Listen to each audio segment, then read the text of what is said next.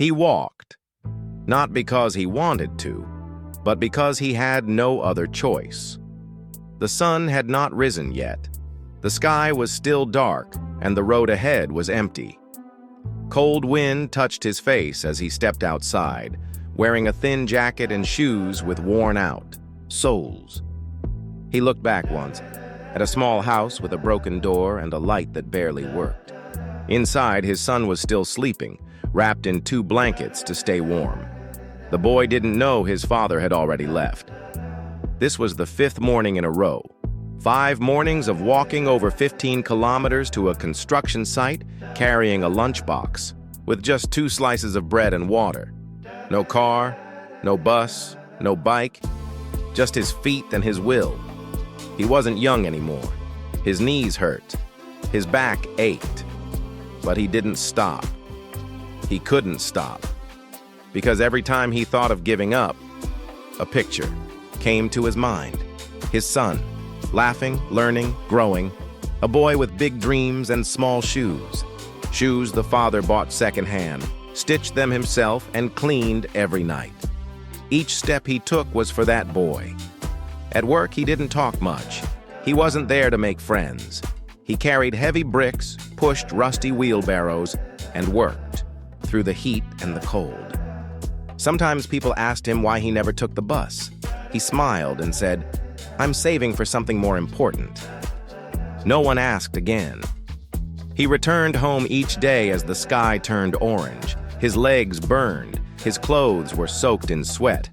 But his smile appeared the moment he saw his son running toward him. "Papa, you're home!"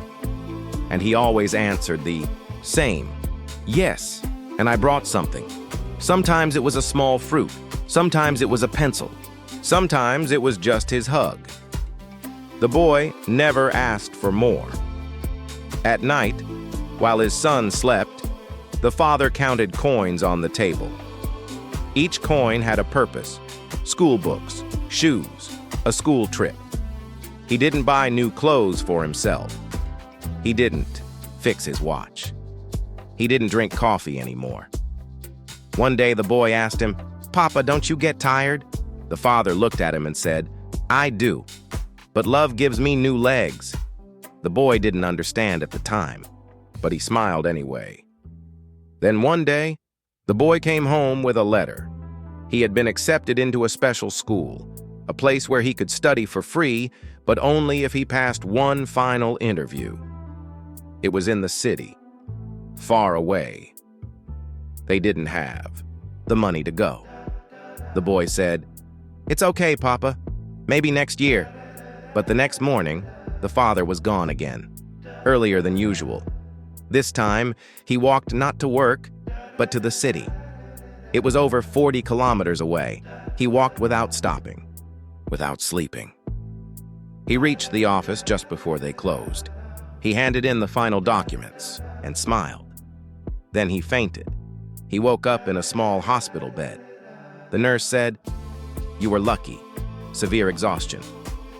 He asked, "Did the papers go through?" She nodded. "Your son is in."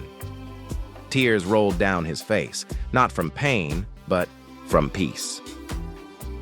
The boy never knew about the full journey until years later.